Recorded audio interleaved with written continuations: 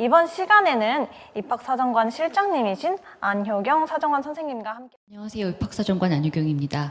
여러분들하고 같이 저도 프로그램을 계속 지켜봤는데 정말 많은 분들이 관심을 가지고 질문을 올려주셨어요. 그래서 하나하나 답변을 드리도록 하고요. 그리고 비슷한 질문들은 저희가 묶어서 답변을 좀 포괄적으로 해드리도록 하겠습니다. 그러면 첫 번째 질문부터 여쭤볼 텐데요. 생기부에서 학기별 선택한 수상 실적만 자소서에 쓸 수 있나요? 선택하지 않은 상을 자기소개서에 언급할 수 있을까요? 라는 질문이 들어왔어요. 올해 학생들이 그 질문을 굉장히 많이 할 거라고 생각을 했습니다. 일단 올해 학생부 기록이 좀 많이 바뀌어서 대학에 넘어옵니다. 학생들은 많은 활동을 했고 수상도 여러 개를 했을 수 있는데 학기별로 한 개씩의 수상만 골라서 대학에 보낼 수 있게 되죠. 그러다 보니까 어떤 수상 실적을 대학에 보내는 것이 가장 좋을까라는 고민을 하실 수 있을 것 같아요. 네, 답부터 말씀드리면 정답이 없다는 것을 말씀드릴게요. 그리고 이제 수상 기록 같은 경우는 한 학기별로 한 개를 선택할 수 있잖아요. 그러면 자기소개서에는 이왕이면 학생부에 기록이 되어 있는 수상 기록으로 작성을 해주셨으면 좋겠습니다. 왜냐하면 저희가 자기소개서를 볼 때에는 학생부 기록을 찾아보고 정말 그게 진짜 있는지를 확인하는 과정을 거칩니다. 그렇기 때문에 학생부에서 그 기록을 확인할 수 없다고 하면 평가에 반영할 수가 없습니다. 그리고 또 한 가지 말씀드리겠습니다. 수상 기록에 대한 질문이 정말 많았지만 여러분들한테 말씀드리고 싶은 거는 학생부 종합전형을 평가할 때 수상 기록이 차지하는 비중이 딱히 있진 않습니다. 높지 않다는 거죠. 그러니까 저희가 학교 생활 중에서 특히 수업 중에서 여러분들이 어떤 과목에서 어떤 관심을 가지고 공부를 열심히 했나 그거를 먼저 보고요. 그 다음에 수상이라든지 봉사활동이라든지 여러 가지 활동을 통해서 여러분들이 가진 관심사, 주도성 이런 것들을 같이 참고 자료로 보게 됩니다. 그러니까 수상 기록 자체만으로 여러분들이 학생부 종합전형에 나는 좀 불리할 수 있다, 나는 유리할 수 있다 이런 생각은 하지 않으셨으면 좋겠습니다. 네, 답변 감사합니다. 그럼 다음 질문 드릴 텐데요. 서울여대에 신설하게 될 학과가 있을까요? 있다면 어떤 학과가 있나요? 라는 질문이 들어왔습니다. 네, 서울여대에 작년, 올해 신설된 학과가 각각 한 개씩 있습니다.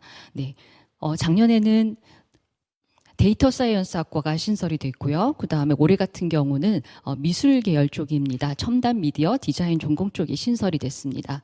네, 데이터 사이언스 학과 같은 경우는 소프트웨어 관련 학과예요. 그래서 빅데이터를 다루는 학과고요. 그 다음에 첨단 미디어 디자인 전공 같은 경우는 영상을 이제 만드는 이제 학과인데 디지털 미디어 학과하고 이거는 소프트웨어 관련 학과인데 디지털 미디어 학과하고 미술 계열의 첨단 미디어 디자인 전공을 조금 구분을 하실 수 있었으면 좋겠어요.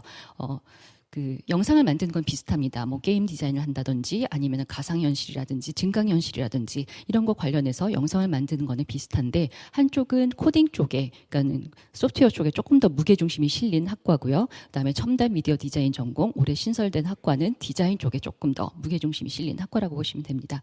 학과 홈페이지에 가셔서 커리큘럼을 좀 살펴보시면 도움이 될 것 같습니다. 네, 답변 감사합니다. 다음은 기독교 지도자 전형에 관한 질문인데요. 이 전형에 필요한 서류가 어떤 건지 알고 싶다고 하시는데 어떤 게 있을까요? 일단 기독교 지도자 전형 같은 경우는 주의하실 점은 기독교학과 학생들만 선발한다는 점이고요. 서울여대가 이제 미션스쿨이다 보니까 기독교학과가 있습니다. 자기소개서하고 학교생활기록부 두 가지는 공통으로 인터넷 원서 접수할 때 내시면 되고요. 하나는 본인이 세례교인이라는 걸 증명하는 서류를 내는 건데 세례교인 증명서를 내시는 것도 있고 아니면 서울여대 홈페이지 입학처 홈페이지에 오시면 서식이 있습니다. 서식에다 작성해서 보내주셔도 됩니다.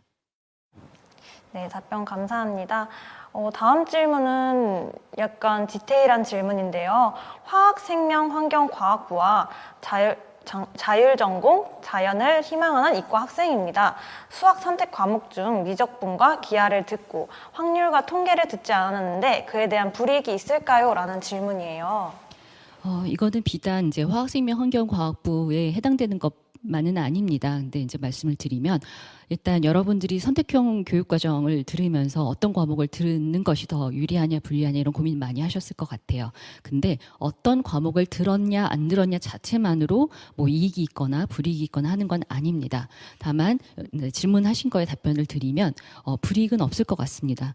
그러니까 세 가지 중에서 이제 두 가지를 선택하신 경우일 수도 있고 아주 많은 과목들 중에 두 가지를 선택하신 경우도 있을 거고 아니면은 그 교육과정 편제상 내가 확통을 선택할 수 없었기 때문에 그럴 수도 있는데 이런 것들을 저희가 보면서 이 친구는 이거는 선택을 못했지만 수학과 관련된 기초를 배우기 위해서 어떤 거를 선택했구나. 이 친구는 수강자 수가 얼마인 과목에서 어느 정도 성취를 이뤄냈지 하고 이제 숫자를 보는 거죠. 원점수도 보고 평균 표준 편차도 보는 거고요. 지금 표준 편차가 안 나오는 과목일 수도 있고요. 그다음에 세부 능력 및 특기사항을 보면서 선생님은 어떻게 평가를 해주셨을까 다 같이 보면서 평가를 합니다. 특정 과목을 듣지 않았다고 해서 불이익은 없습니다. 네, 한 줄로 정리하면 불이익은 없다고 말씀드릴 수 있는데요. 다음은 이 질문도 학생들이 굉장히 많이 하는데요. 바로 인재 전형과 SW 융합 인재 전형 차이점을 여쭤보셨는데 그럼 이쯤에 아예 바로 인재 그리고 플러스 인재 전형 그리고 SW 융합 인재 전형의 차이점을 설명해 주셨으면 해요. 네. 이 질문은 학생들이 제일 많이 하는 질문이고 학생마다 답변이 달라질 수 있다는 거 말씀드릴게요. 어떤 학생 같은 경우는 발음인재, 플러스 인재, 융합 인재 어떤 전형을 선택해도 상관이 없는 학생들이 있습니다. 근데 대부분의 이 질문을 하는 학생들은 상관이 없는데 일단 소프트웨어 융합 인재 같은 경우는 4개 학과에서만 선발을 하죠. 그러니까 소프트웨어 관련된 학과에서 선발을 하고 있다는 것만 아시면 되고요. 그다음에 발음하고 이제 소프트웨어 융합 인재 전형에는 학과가 이제 중복이 되게 되죠. 그러면은 아까 채팅창에 올라온 거 보니까 질문이 이렇게 같은 학과를 그러니까는 소프트웨어 융합 인재에 있는 학과를 지원하려고 하는 친구인 것 같아요. 그랬을 때 솔직히 말씀드리면 바롬 인재를 하나 소프트웨어 융합 인재 전형을 하나 큰 차이는 없습니다. 제가 경쟁률도 두 개년도치 확인을 해봤더니 경쟁률도 비슷하게 형성이 됐었어요. 그리고 성적도 비슷하더라고요. 근데 성적이라고 하는 거는 단순 평균이기 때문에 참고만 하시면 됩니다. 수능 전에 할 것이냐 수능 후에 면접을 볼 것이냐 가지고 일단 먼저 접근을 해보셔도 되고요. 그리고 중복 지원도 됩니다. 네, 그리고 플러스 인재 전형 관련해서 조금 말씀을 드릴게요. 서울여대는 전반적으로 서류평가 요소하고 항목, 면접평가 요소 항목 모두 다 동일합니다. 근데 이제 면접 시기가 언제냐를 따지는 거죠.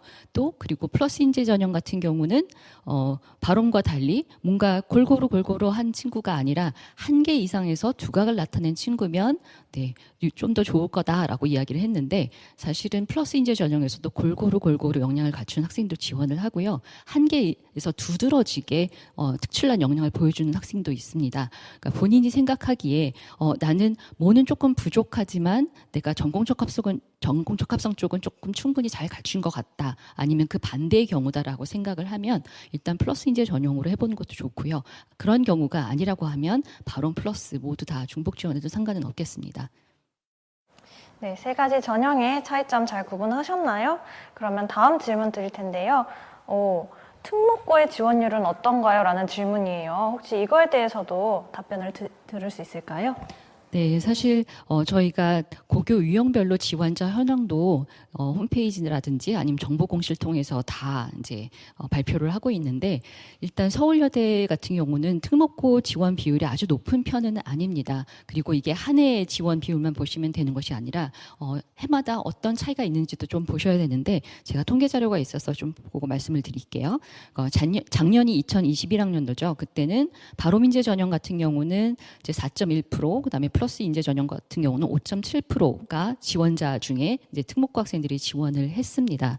그리고 합격자 같은 경우는 작년에 바로문 6.1%, 그다음에 플러스가 9.5%로 조금 높게 나타나는데 이거는 충원 합격자까지 모두 다 포함한 비율입니다. 근데 여기서 주의할 거는 이 합격한 특목고 학생들 중에서 지원하고 또 합격한 친구들이 업문 계열 쪽에 조금 많이 몰려 있는 편이고요. 그다음에 작년에 경제 경영, 그다음에 자율전공학부 인문사회계열 쪽에 좀 집중되어 있었다는 거 말씀드립니다. 근데 일반고 학생이 업문 계열을 지원했다고 해서 특목고 학생들한테 나는 확실히 밀려 이런 거는 아닙니다. 그러니까 업문 계열일 때는 특히 그 언어와 관련된 그다음에 인문학적으로 관련된 기초 소양을 쌓은 것들 가지고 이제 승부를 거는 거잖아요. 그래서 여러분들이 내가 가진 특성 수업 시간에 공부했던 거, 책 읽었던 거, 친구들하고 같이 뭔가 해본 경험이 있던 거 이런 것들을 충분히 잘 보여주시면 됩니다. 학교 유형별로 유불리는 차이는 없습니다. 그다음에 재작년 같은 경우는 지원자가 바롬 3.0 플러스 4.3, 그다음에 합격자는 바롬 5.3 플러스 3.6 차이가 작년하고 재작년하고 많이 지죠. 그러니까 올해 같은 경우는 또 달라질 수도 있습니다. 그래서 이 비율은 공개를 했지만 여기에 너무 연연하지 않고 본인의 특성을 강점을 보여주는데 주력하셨으면 좋겠습니다. 네, 답변 감사합니다. 그럼 다음 질문은 이거는 저도 고등학교 다니면서 굉장히 고민을 많이 하고 궁금했던 건데요. 재학 중에 희망 학과나 진로가 바뀌었을 경우에 학종 평가 요소인 전공 적합성이나 발전 가능성 부분에서 감점이 될 수 있나요? 라는 질문이에요. 많이 이것 때문에 걱정하는 친구들 많죠. 근데 이것 때문에 걱정하지 말라고 저는 이야기를 해주고 싶어요. 왜냐하면 본인이 진로 희망이 바뀌었다는 거는 그만큼 진로 탐색을 적극적으로 하는 학생이란 얘기죠. 그러다 보니까 관심 분야를 관해서 공부를 했었는데 활동을 했었는데 하다 보니까 이 방향이 아니라 다른 방향으로 갈 수 있겠구나라고 생각을 한 경우가 많아요. 그렇다 보니까 내가 어떤 데 관심을 가지고 있었고 무슨 공부를 하다가 그래서 어디로 관심사가 바뀌었고 바뀐 다음에는 그걸 위해서 내가 어떤 노력을 했는지를 좀 보여주셨으면 좋겠어요. 그리고 학생들이 진로 관심이 바뀌었으면 과거 거는 버리고 자꾸 현재 것만 생각을 하는데 과거에 노력을 했던 경험, 관심을 가지고 공부했던 경험도 나의 한 특성입니다. 그것과 현재 관심 있는 것들을 잘 융합해서 내가 이렇게 다양한 분야에 관심이 있고 역량을 갖춘 학생이다. 이걸 보여주시면 더 좋겠죠? 답변 잘 들었습니다. 다음 질문은 학과에 관한 질문이 하나 들어왔어요. 언론영상학부, 경영학과, 그리고 디지털 미디어 학과의 차이점에 대해서 질문이 들어왔는데요. 이 세 학과의 차이점이 어떤 건지 들을 수 있을까요? 네, 일단 제가 간단하게 설명을 드릴 텐데요.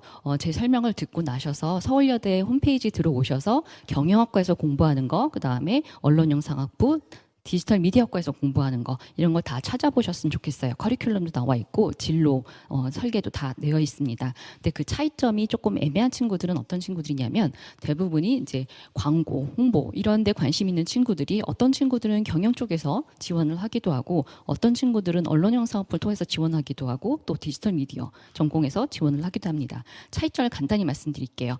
경영학과 같은 경우는 대부분 경영이라고 하는 커다란 테두리의 응용학문을 공부하는 학과 입니다. 그러다 보니까 경영학과에서 분명히 마케팅, 홍보 쪽을 공부하기도 합니다. 경영학과는 더 굉장히 넓은 범위의 학과죠. 그러다 보니까 이제 마케팅뿐만이 아니라 여러분들이 뭐 기본적으로 뭐 국제 경제라든지 인사 조직이라든지 재무라든지 회계라든지 세무라든지 등등등 생산 관리 못 들어본 그런 과목들도 많을 거예요. 이런 것들을 두루두루 공부하면서 기업이 경영을 하는 데 있어서 어떻게 광고하고 홍보할까 마케팅을 어떻게 하면 좋을까를 공부하는 학과입니다.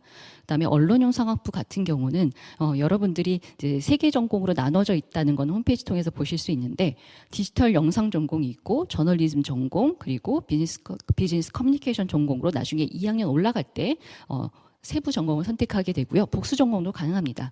근데 디지털 영상 같은 경우는 대부분 PD가 되고 싶은 친구나 작가가 되고 싶은 친구들이 이 트랙을 따라가면 되는 거고요. 저널리즘 전공은 기자가 되고 싶은 친구들이 이쪽을 좀 선택을 하더라고요. 그리고 비즈니스 커뮤니케이션 같은 경우는 광고나 홍보 쪽입니다. 그러다 보니까 경영하고도 조금 겹치는 부분이 있죠. 근데 내 무게중심이 어디에 있느냐를 좀 보고 선택을 하시면 될 것 같고요. 그다음에 디지털 미디어 전공은 기본적으로 소프트웨어 학과입니다. 그러다 보니까 여러분들이 내가 이제 컴퓨터를 통해서 코딩을 통해서 영상을 제작하고 싶다라는 쪽으로 무게중심이 실린다고 하면 디지털 미디어 전공으로 선택하시면 되겠습니다.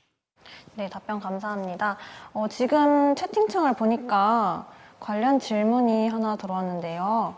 디지털 미디어 학과는 코딩 관련 채택이 있어야 할까요? 라는 질문이에요. 아마 코딩 관련해서 뭔가 경험이 있어야 되냐 이런 질문 같은데 그런 게 필요할까요?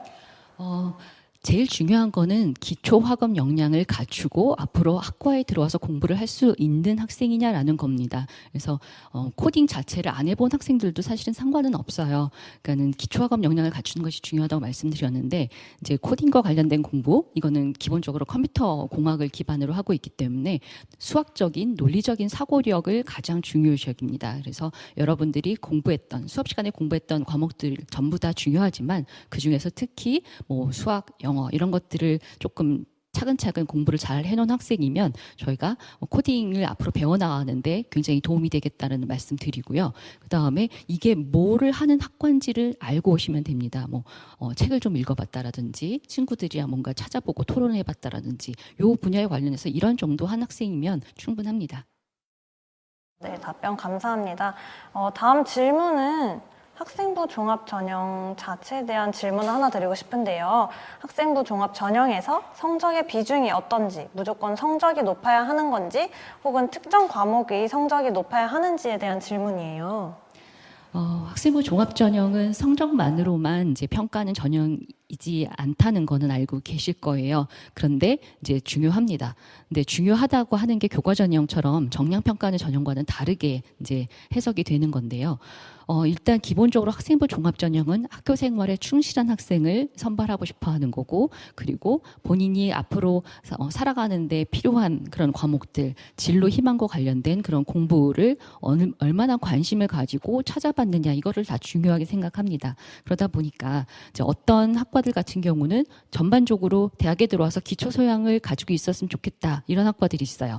그러면은 국어, 영어, 수학, 사회, 그다음에 예체능 계열까지 어떤 것들을 두루두루 어느 정도 해줬나 이렇게 보게 됩니다. 근데 특정 학과에서는 특정이 어떤 과목을 잘하는 것이 그래도 좀 좋겠다는 학과들이 분명히 있습니다. 예를 들어서 여러분들이 자연계열 학과에 지원하면 과학과 관련된 그런 과목들은 좀 잘 챙기는 게 좋겠죠.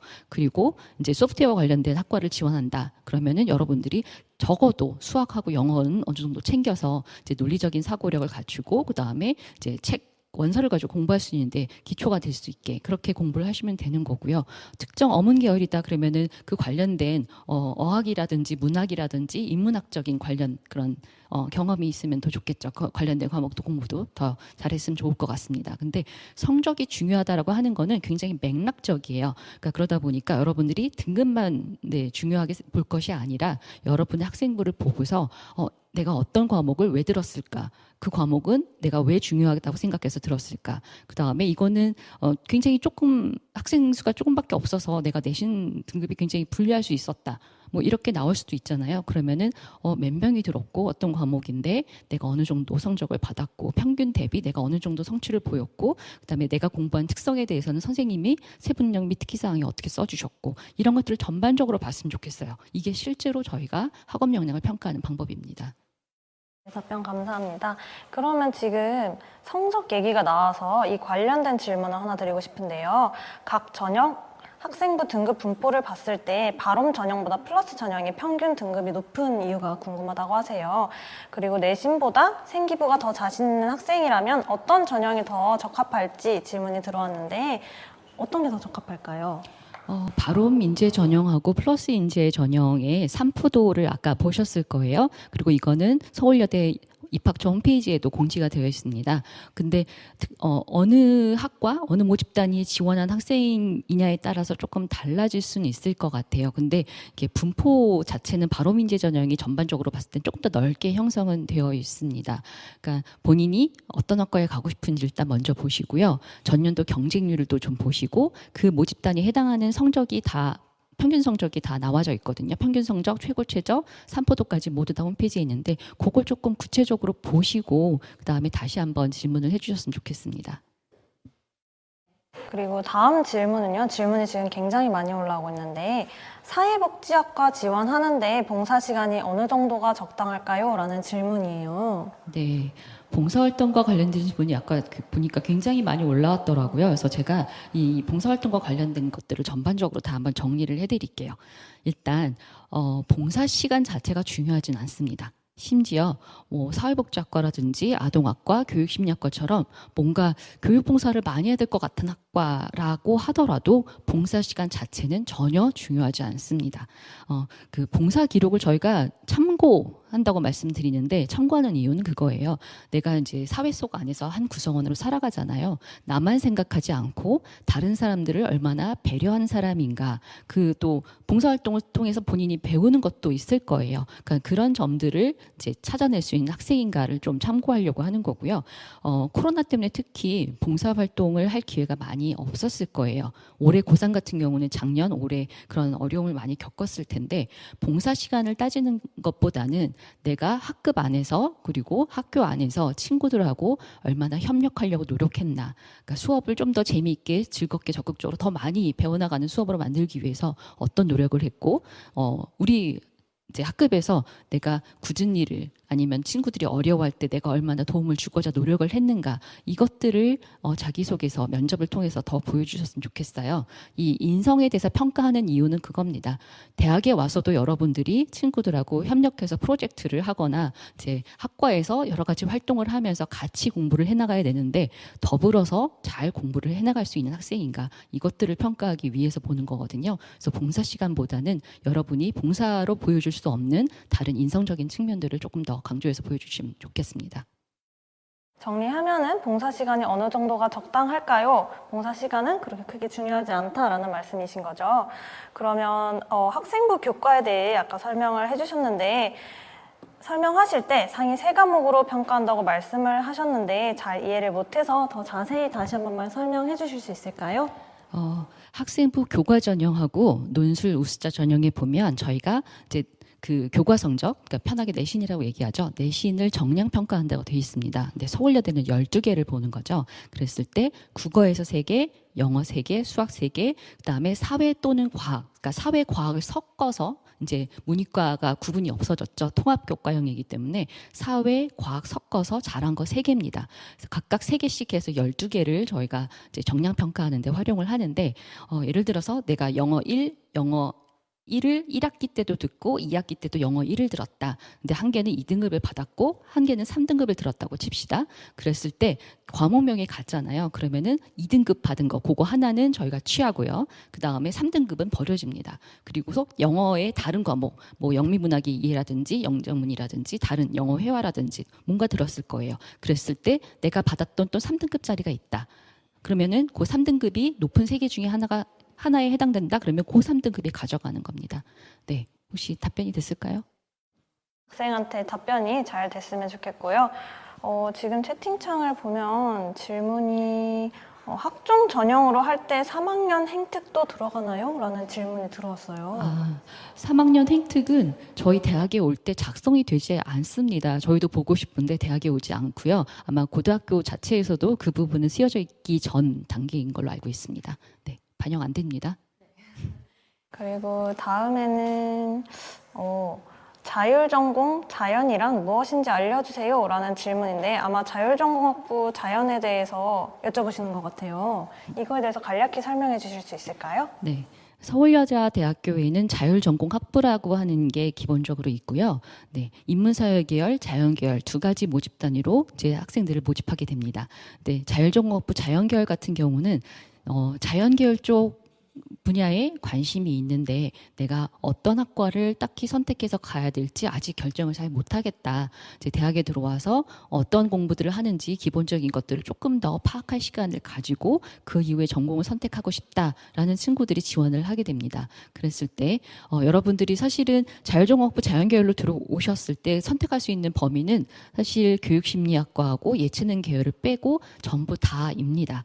네, 인문사회계열도 마찬가지예요. 인문사회계열로 들어왔었어도 여러분들이 나중에 2학년 올라가기 직전에 1학년 말에 전공을 선택하는데 그때 이제 마찬가지로 교육심리하고 예체능 계열을 빼고는 전공을 다 선택하게 됩니다. 다만 학과별로 받아주는 인원이 조금 차이가 나는 것뿐이에요. 네, 그래서 자율전공학부 자연계열로 지원을 하시면 나중에 뭐 화학생명이라든지 등등등 자연과학과 관련된 거, 소프트웨어 관련된 거, 그다음에 인문사회계열 쪽 모두 다 네, 전공을 선택할 수 있습니다.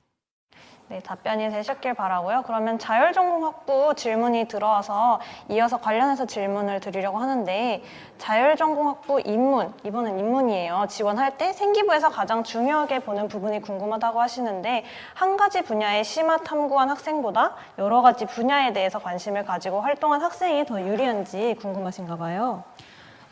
답을 드리면 유불리가 따로 없습니다. 그러니까 학생부 종합전형은 학생 개개인이 어떤 특성을 가졌냐를 보고 평가를 하는 전형이거든요. 그러다 보니까 A라고 하는 학생은 골고루 여러 분야에 골고루 공부하고 골고루 관심을 가져서 내가 예를 들어서 인문사회 계열의 뭐 인문학적 소양을 키웠다라고 하면 그 학생의 강점과 특성은 그게 되는 거죠. 그래서 그 강점과 특성이 충분하다 싶으면 그 학생을 면접 대상자로 올려서 좀 더 알아보는 거고요. 그 다음에 특정 분야에 조금 더 몰입해서 공부를 한 친구다. 근데 그렇게 되면 저희가 보는 거죠. 특정 분야에 몰입을 했으면 그 분야가 어떤 분야였고, 그 다음에 학생부에는 그것들이 어떻게 표현이 되어 있는지 좀 두루두루 살펴보겠죠. 그래서 이 학생도 그 분야에서 B라는 특성을 가졌는데 이 학생도 꽤 괜찮다. 면접에서 한번 보자. 그렇게 되면 면접 대상자가 되고 거기에 대해서 또 질문을 받겠죠. 특별히 유불리는 없습니다. 본인이 가진 특성이 충분하냐 이거 가지고 평가를 하게 됩니다.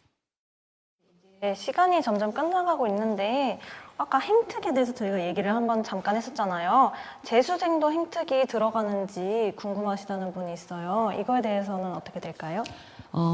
사실 뭐 재수생을 포함해서 N수생 같은 경우는 학생부 기록에서 이제 3학년 행특이 또 추가가 되죠. 네, 그 부분도 보기는 봅니다. 그러니까 사실은 학생부에 있는 모든 내용을 다 반영을 하는 거고요.